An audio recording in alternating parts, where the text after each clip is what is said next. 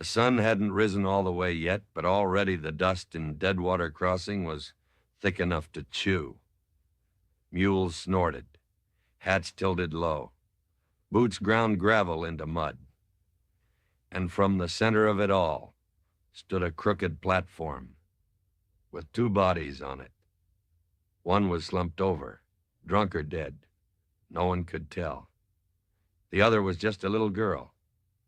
She wasn't crying, wasn't shaking either, just standing barefoot, hands behind her back, eyes on the ground, chin tilted like she knew she'd already been judged. And then she saw me. Somehow, through all those eyes and all that noise, she looked straight at me. Didn't blink, didn't beg. Just said it, like she'd been waiting to. Don't leave me here. And damn if I didn't feel the heat crawl under my collar when she said it. Like she wasn't asking. Like she already knew what I'd do.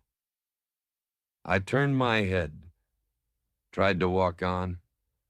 I had no business standing there watching what couldn't be undone. But my boots didn't move.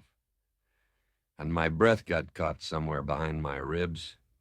Because something in her voice, the way it settled into the silence between auctioneer calls and mule brays, it dragged something out of me I thought I'd buried years ago. Don't leave me here, she said again, but softer this time. And I swear to God, even the wind paused to listen. I wasn't supposed to be in Deadwater. Hell, I wasn't supposed to be anywhere at all. Just riding, no trail, no town. No one waiting on me, and not a soul to miss me when I didn't show. I told myself I came in for salt, maybe some coffee. But truth is, I think I just wanted to hear someone speak my name again, even if they got it wrong. The last place I laid roots was 6 years and 1 war ago, before the smoke and cannon fire took more than just the land. I came back from Virginia missing things I couldn't name. My brother never came back at all. My wife. Well, she stopped waiting long before I got home. And the house we built out near the Redwater Ridge, empty now. Shutters banging like angry ghosts in the wind. There ain't much left inside me that still believes in purpose, but I keep moving. 1 horse, 1 rifle, and a name nobody asks for anymore. Some men drift because they're running from the law. I drift because I'm running from memories that come faster than bullets. That morning I rode into Deadwater. I had no plans. Didn't even tie my horse off proper. Thought I'd get what I needed and be gone before the sun got too high. Didn't expect no auctions. Didn't expect no girl. And I sure as hell didn't expect to feel like I knew her before she ever said a word. The crowd was tight around the platform, shoulders brushing, hats low, no one looking each other in the eye, just squinting up at the next lot like they were weighing livestock or carcasses. And there she was again, still on that platform, still staring. The man beside her hadn't moved an inch. Slumped forward, wrist tied at the front, head drooped so low you couldn't see his face. Could have been sleeping, could have been dead. Nobody seemed to care either way. But her? She was small, wiry like a fence rail, face sunburnt, dress dirt-stained and 2 sizes too big. Braided hair undone on one side like someone gave up halfway through. Her bare feet looked red from the heat rising off the planks. But she never flinched, never adjusted her stance. She just looked at the crowd like she already knew what they'd say. The mayor, acting auctioneer apparently, cleared his throat loud, voice slicked like bacon grease. Lot 27, male, mid-40s, unconscious but alive. Farmhand or salvage. Girl, 7, maybe 8. Quick hands, good posture. Quiet. Pair goes together, no splitting. A few folks chuckled. Some leaned in to get a better look. One man tossed a peanut shell at her feet just to see if she'd react. She didn't. The mayor went on. Starting at $5 for the pair. 5. Do I hear 5? Nothing. 4. 3. A cough. A boot scuff. 2. Still no takers. Then someone behind me muttered, loud enough for others to hear, "Ain't nobody gonna pay for a girl with nothing in her eyes." That's when I saw it. Just for a second, her eyes flicked sideways, barely, toward the man tied next to her. She looked ashamed, not scared, not desperate, just like someone who'd learned not to expect anything good from men who bought things. And then she turned her face toward me again, same as before. No tears, no trembling lip. Just steady, like a clock that ran no matter what storm passed overhead. And I swear to God, something in that look said she'd already lived through worse than what the crowd could imagine. The mayor snapped his fingers. "Fine. $1 for both. Who'll take the trouble?" Someone laughed and hollered, "Hell, I'll take the bottle. Leave the brat." Another voice, "I got a spot behind my barn for her. Ain't much, but she'll earn it."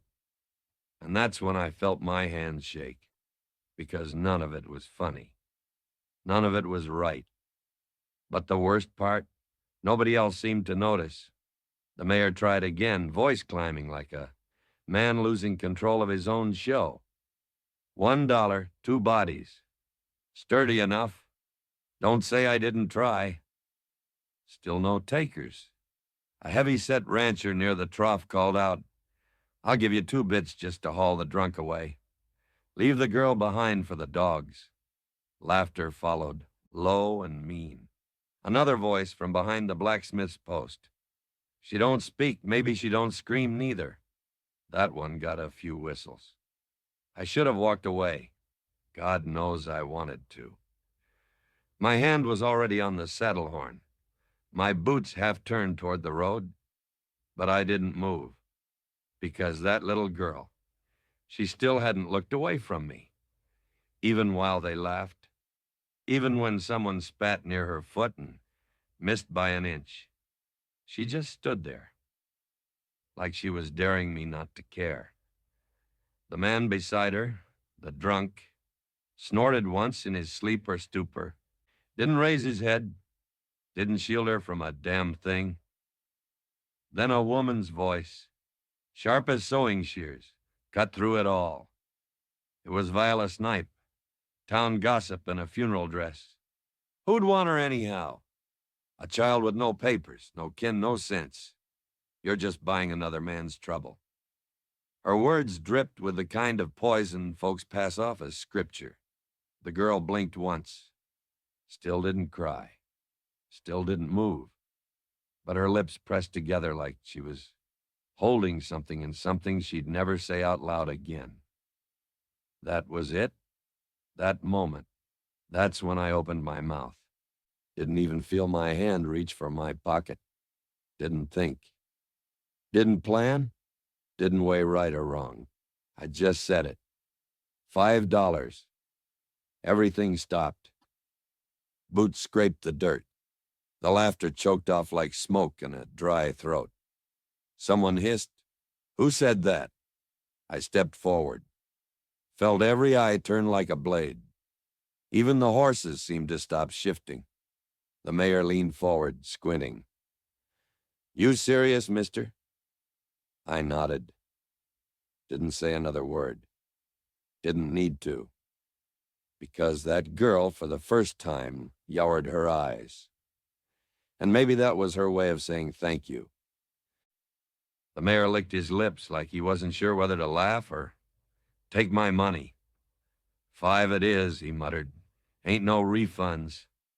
I pulled the coins from my coat, laid them in his open palm, silver against calloused skin.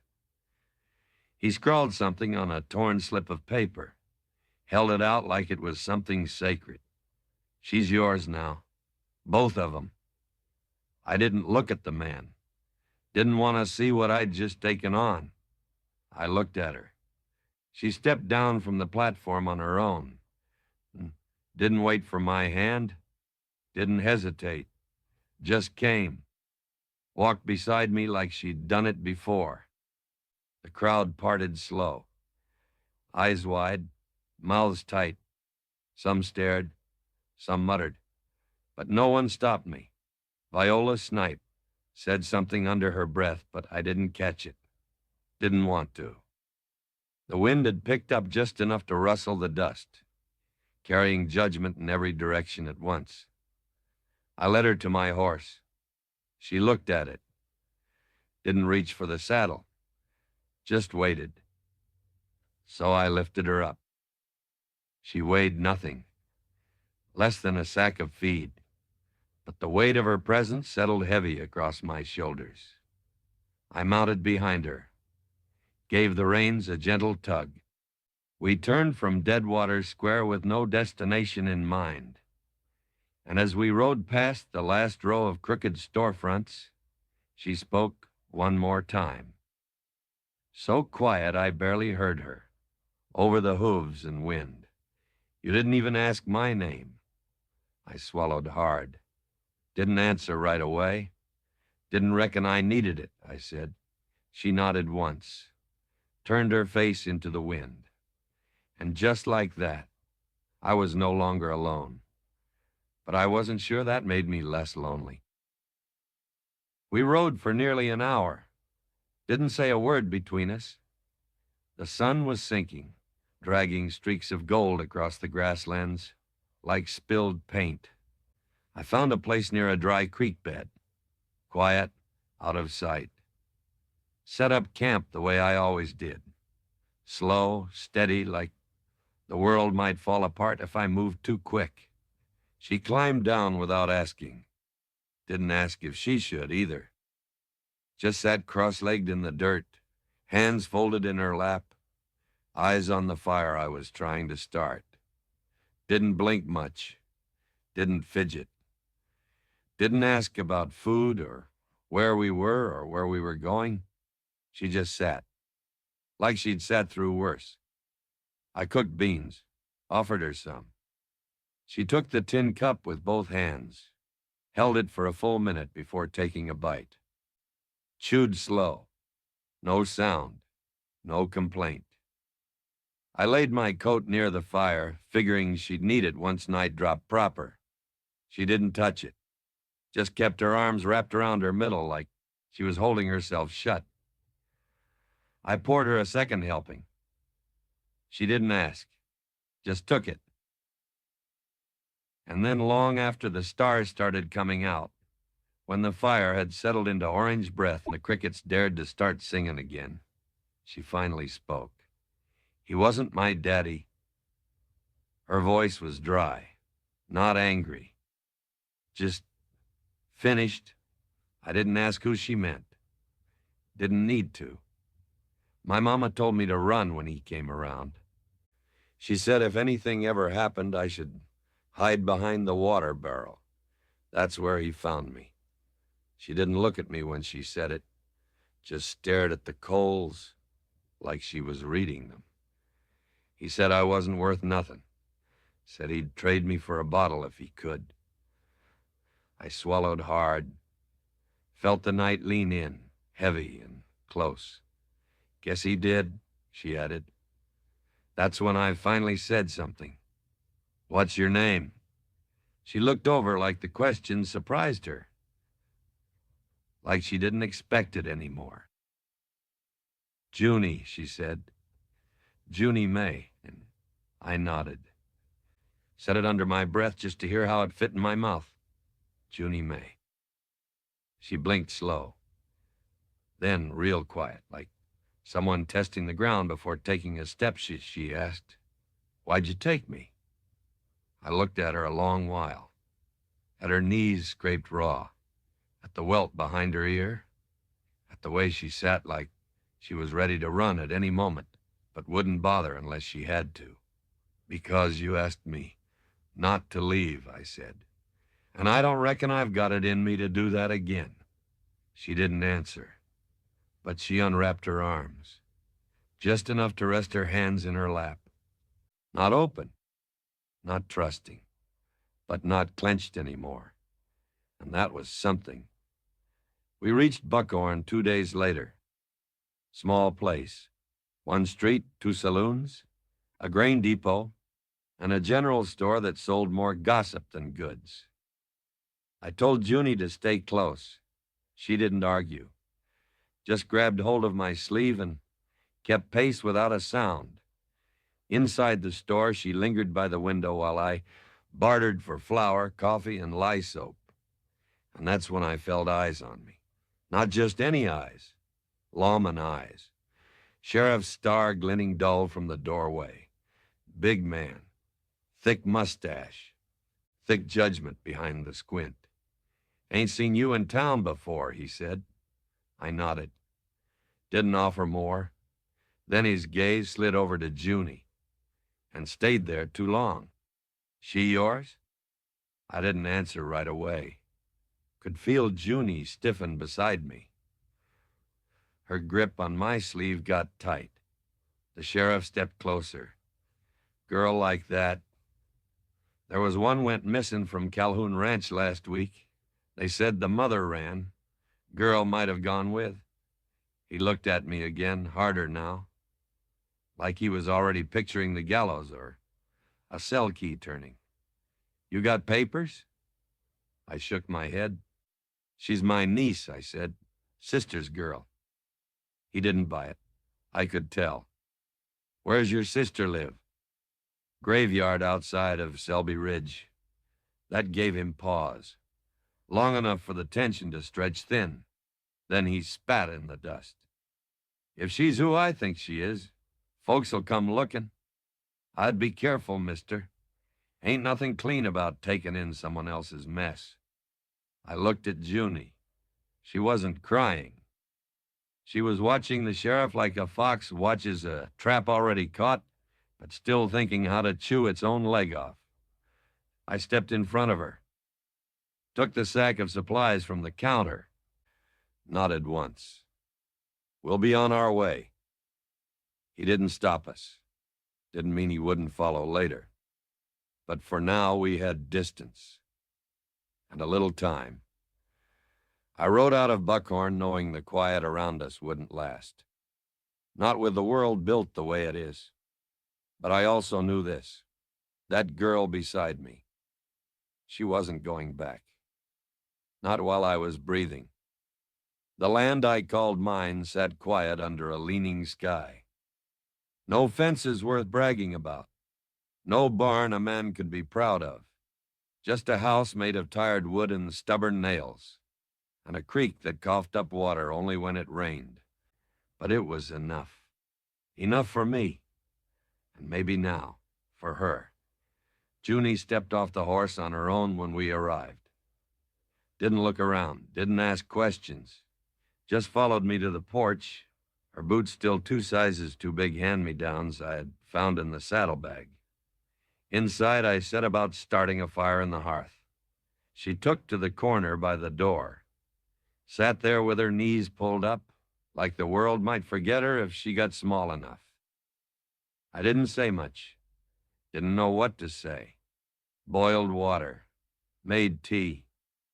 Cut slices of bread and dried meat. Laid them on the table in case she got curious. She didn't touch 'em. Not then. Next morning, I found her in the pasture, barefoot, chasing chickens like she'd never seen anything run from her before. She didn't laugh. Not yet. But she smiled. Just a little. Quick, like a secret. I acted like I didn't see. Let her have that moment to herself. By the 3rd day, she followed me everywhere. Didn't speak unless I asked her something direct. But she watched. Watched me fix the trough. Watched me feed the horse. Watched me like I was a puzzle she hadn't figured out yet. At night, she curled up by the hearth, her back to the room. I offered her the cot twice. She never took it. Instead, she wrapped herself in my old trail blanket and went still like a stone. That first week, she patched a hole in my coat. Didn't tell me. I just found the stitch work one morning, hanging by the door. The week after that, she swept the front steps. And when I left my mug on the rail, she brought it back in, rinsed, dried, and placed beside the others. She didn't ask for chores, didn't act like she was earning her keep. She just did it, like it mattered to her, like the space was starting to feel like hers too. One evening, just after sundown, I caught her drawing in the dirt behind the shed. Stick figures, a little girl, a taller man, a dog between them. No names, no labels, just two people and something standing guard. When she noticed me, she smoothed it over with her palm. Didn't look ashamed, just cautious, like she didn't know if I'd ruin it by speaking. I didn't. I just nodded, tipped my hat, and went inside. That night, I set an extra spoon at the table. Didn't say a word. She sat down without asking. Took the bread first. Passed me the tin of beans like she'd always done it. Halfway through eating, she looked up and said, "If I hadn't said anything back there, would you have left?" I stared at the fire a moment before answering. Maybe. But I reckon I would have hated myself all the same. She didn't say anything else after that. But when she stood to clear the dishes, her hand brushed mine by accident. She didn't flinch. Didn't take long for the town to catch wind. Word travels faster than a bullet in places like Deadwater, especially when the gossips got small feet and big eyes. The first to come knocking was Viola Snipe. She arrived with a loaf of bread and a face like she'd sucked lemons dry. Didn't even wait to be invited in. Just stepped onto the porch, eyes darting behind me like she expected to see sin spilling across the floorboards. "Brought something fresh," she said, handing me the bread like it was some holy offering. "Didn't want you to feel isolated." I said thank you and didn't move aside. She folded her hands and looked past me, toward the doorway. "Folks have been talking, Bo. Town's small. People notice when a man who's lived alone suddenly brings home a child from an auction." I didn't flinch, didn't explain, just stared back. Girl like that, she don't belong in a bachelor's house. No papers, no preacher's blessing. Don't matter how quiet she is. Bushes a storm waiting to break loose. Before I could answer, Junie appeared in the doorway. Barefoot, calm, hands clasped in front of her like she'd stepped out of Sunday service. She didn't shrink, didn't glare. Just looked at Viola with a kind of peace I hadn't seen before. Like she'd already survived worse words than these. "I never asked him to save me," she said soft. "Just needed a place to sleep." Viola's lips tightened. "Well, we all got eyes." She set the bread down on the porch rail, turned and left without another word. Junie didn't move until Viola disappeared down the road. Then she looked up at me, eyes steady. "They'll always talk," she said. "That don't mean we have to listen." I nodded, because she was right. And maybe the storm she carried wasn't meant to break anything. Maybe it was just meant to wash the old rot clean. It was late when I found her again behind the shed. Same patch of dirt, same quiet posture. But this time she wasn't drawing. She was holding something, a strip of blue ribbon, frayed at the ends, tied tight around two sticks crossed like a crooked star. She didn't turn when I stepped close, just said, "She wore it every Sunday, even when we had nothing but river water and biscuits gone stale." I crouched beside her. Didn't speak, didn't interrupt. Mama said blue made her feel like herself. Said it reminded her she wasn't born broken, just bruised for a while. Junie's fingers tightened around the makeshift cross. Her voice didn't crack, but her eyes, they looked like they were remembering too hard. When she ran, it was for both of us. But he caught her, locked her up, told the others she'd gone mad. A long pause. The crickets chirped like nothing had changed in the world, but everything had. They said I was better off without her.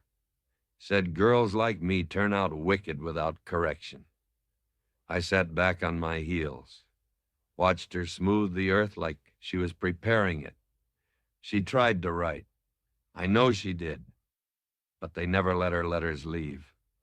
I found the last one under the floorboard, torn in half. Her voice went low then.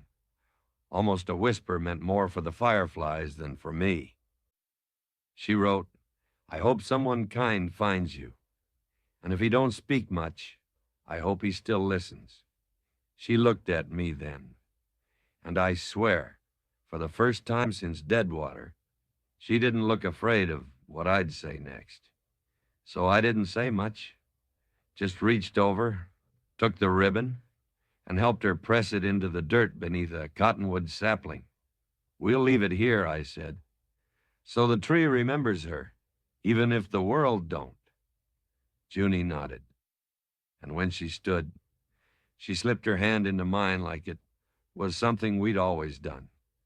No permission asked, no questions answered. Just two people, carrying one woman's memory forward. It was morning when it happened. Cool breeze cutting across the dry grass. Sky so blue it looked painted fresh. I was fixing a split rail on the back fence, swearing under my breath at warped boards and rusted nails, when I felt her beside me. Didn't hear her walk up. She moved quiet now, not like a shadow, but like she belonged there. She didn't say anything right away, just handed me the next nail like it was always her job. We worked like that for a while, side by side, her sleeves rolled up, hands smudged with dust. And then she asked it, real soft, like it might not be allowed. Did you ever have a little girl? I paused, looked out across the pasture. No? She thought on that a moment, then looked down at the dirt. Do you think, if I ask you, could you maybe be my papa? She said it like she didn't expect an answer, like it was a story she already knew the ending to. I set the hammer down, wiped my hands slow, knelt beside her so we were eye to eye. She kept her gaze on the fence post. You don't have to say yes, she added. Just maybe don't say no. I nodded. Took a breath that felt heavier than any I'd drawn in years. All right, I said, but I'm not good at it. She finally looked at me and smiled. Not wide, not loud, but full. That's okay. I've never had one before, so we'll learn it together. I reached for her hand. She gave it without hesitation. And there, with the fence half mended, and the wind rustling the prairie like it had nowhere better to be, we stood quiet. Two names not bound by blood, but by something maybe stronger. Choice. We showed up to church that Sunday dressed as best we could. Junie wore a faded calico dress I'd patched myself. I'd never sewn a thing in my life, but she didn't mention the crooked seams. She brushed her hair that morning without being asked. Even found a bit of ribbon to tie it back, not blue, but close. We walked down the main road in silence. Her hand hovered near mine, not quite holding it, but close enough to feel. People saw us coming. You could feel it in the way the chatter stopped, the way heads turned, the way folks suddenly remembered they had something to fix on their boots. We sat in the back pew. Junie sat up straight, hands folded in her lap like a little lady. Didn't fidget, didn't speak. The preacher spoke of forgiveness, of turning the other cheek, of charity and grace. But when the service ended, not one soul turned our way. No one said hello. No one offered a pie or a handshake. They just filed out like we'd carried a sickness into the room. Junie kept her chin up until we reached the steps. That's when she asked it. Why didn't they look at me? I didn't answer. Didn't know how? She bit her bottom lip. Blinking hard. Not crying, she never cried, but bracing for something heavy inside. Do they think I did something bad? That's when I turned to her, right there on that dusty street, and said, they don't see you. They see the lies someone else told and forgot to untell. She looked down at her shoes. I can go, she whispered. You bought us out of shame. That don't mean you owe me kindness. I stepped in close, spoke quiet like a promise made in a church with no walls. I didn't buy you, Junie. I remembered you. Her breath caught. She didn't say another word as we walked home. But when we reached the porch, she stood beside me, not behind me. And for the first time, I felt the weight of her pride settle between us, like a roof we'd built together. That night, the wind stirred like it knew something was coming. The sky was clear, but the air carried weight. That kind you feel in your ribs before a storm even shows itself. Junie sat by the fire, same spot as always, knees tucked up, one hand tracing lazy circles in the ash near her foot. I brought her warm milk in a chipped mug. She took it with a nod, sipping slow. I used to think, she said, that if I ever got out, I'd run so far I'd disappear. I looked at her. She wasn't speaking to me exactly, just letting the truth unravel, one thread at a time. But then I figured, even if I did run, he'd still be in my head, still be the voice that said I wasn't worth keeping. She stared into the flames. Sometimes I wonder if I waited too long. If I'm still too much trouble to be wanted, I set my mug down, moved to the hearth, kneeling close, not touching her, just near. You're not trouble, Junie. You're a life someone else didn't know how to hold. That's on them, not you. She nodded, but the weight didn't lift. Then she looked at me, really looked, like she'd been building up to this since the first time she saw me in Deadwater. Would you have stayed if I hadn't asked you not to leave? My throat tightened. I thought back to that voice, that moment, that sentence that had cracked something open in me. I think I was already staying, I said. I just didn't know it yet. She blinked fast, set her mug down with both hands. You talk like you've done this before, she said. What's that? Staying with someone who ain't easy. I looked at her, then down at my hands. Rough, scarred, just like hers. Incoming Ain't voice nothing call worth from holding Tahir ever comes MR on easy, Sim Junie. Jazz. But you're not hard to hold.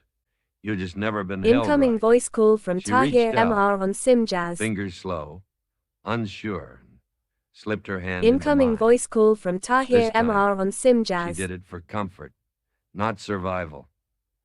And I Incoming voice realized call I'd been from waiting Tahir just as MR on long as Sim she Jazz. had.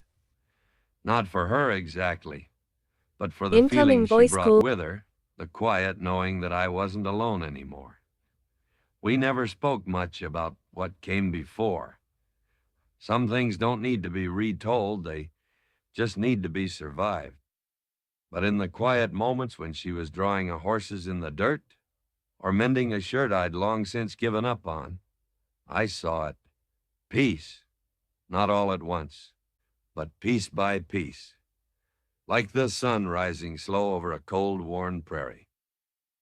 I used to think staying in one place was a kind of surrender. Now I know different. Staying is the bravest thing a person can do, because it means you found something worth holding on to, even if the whole world's telling you to let